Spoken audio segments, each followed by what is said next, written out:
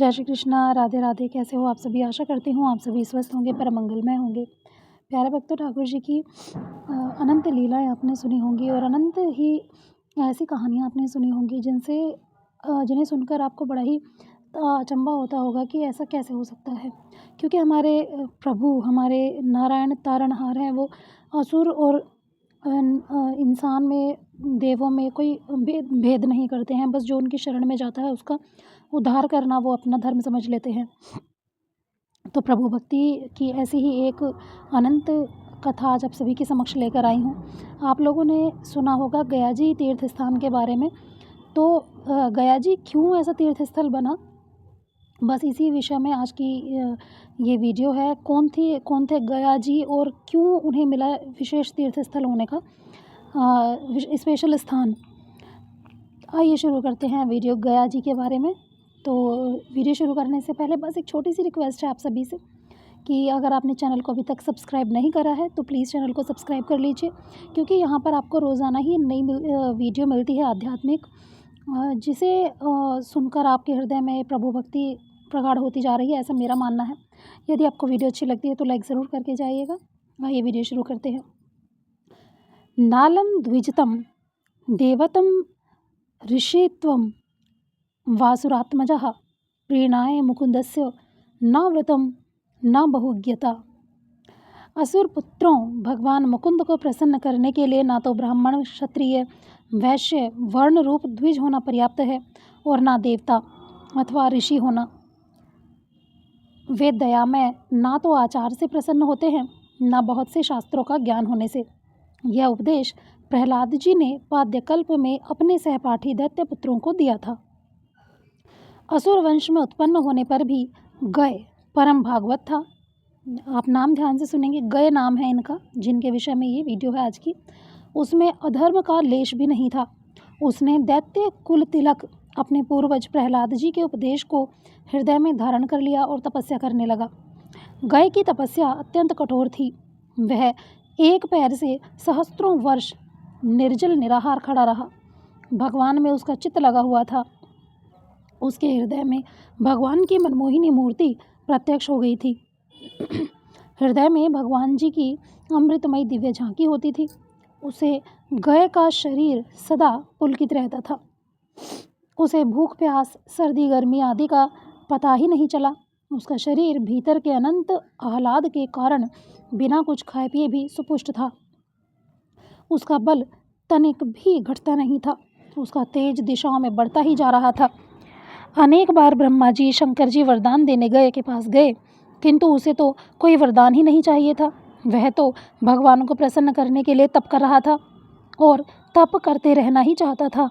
इस तप को छोड़ना भी चाहिए, यह उसके मन में विचार भी नहीं आता था।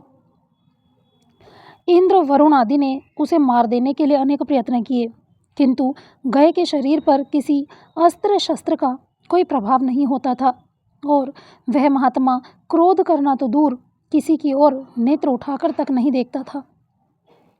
तपस्या से तेज बढ़ता है। गय का तेज भी बढ़ता ही जा रहा था। देवता भी उसके आगे हतप्रभ हो गए। दिशाएं उस तेज से ढक गई। ब्रह्मा जी सोचने लगे कि अब क्या हो। गय का तेज इसी प्रकार बढ़ता ही गया तो सारी सृष्टि का रजोगुण और तमोगुण इस तपस्वी के प्रभाव से नष्ट हो जाएगा। सत्वगुण सीमा छोड़कर बढ़ जाए तो भी प्रलय हो जाएगी। अंत में ब्रह्मा जी ने भगवान की शरण ली। भगवान की शिक्षा के अनुसार वे गय के पास आकर बोले, असुर श्रेष्ठ, तुम तो मुझसे कोई वरदान मांगते नहीं, किंतु आज मैं तुमसे वरदान मांगने आया हूँ। मुझे यज्ञ करना है। सृष्टि में तुम्हारे शरीर जैसा पवित्र स्थल कोई नहीं है। यज्ञ करने के लिए मैं भूमि के रूप में तुमसे तुम्हारा शरीर चाहता हूँ। गय ने कहा, प्रजापति, मेरा सौभाग्य है कि मेरा शरीर किसी अच्छे काम में आएगा। मेरे शरीर पर यज्ञ करके आप मेरे स्वामी यज्ञ पुरुष नारायण का भजन करेंगे। इससे बड़ा फल इस देह का मुझे और क्या मिलना है। आप प्रसन्नता यज्ञ करें। इतना कहकर असुर लेट गए। असुर गय जी जो थे वो पृथ्वी पर लेट गए और ब्रह्मा जी ने उसकी देह पर यज्ञ वेदी कुंड आदि बना लिए। ऋषियों के साथ सैकड़ों वर्ष में समाप्त होने वाला बड़ा भारी यज्ञ उन्होंने किया। सृष्टिकर्ता के आश्चर्य का ठिकाना नहीं रहा। गाय का शरीर थोड़ा सा भी जला ही नहीं। बिना हिले डुले, बिना श्वास लिए वह महाभाग इतने समय तक चुपचाप पड़ा रहा। अब यज्ञ समाप्त होने पर उसने उठना चाहा। ब्रह्मा जी बहुत डर गए। उन्होंने फिर भगवान को पुकारा। अब भगवान ने गाय के विभिन्न अंगों पर विभिन्न देवताओं को स्थापित कर दिया और स्वयं गदा लेकर उस तपस्वी असुर के हृदय पर खड़े हो गए। गाय ने कहा, ब्रह्मा जी, मैं चाहूँ तो अब भी सहज ही उठकर खड़ा हो सकता हूँ, क्योंकि इन सर्वात्मा नारायण ने कृपा करके मुझे पहले ही अपरिमित शक्ति दे दी है।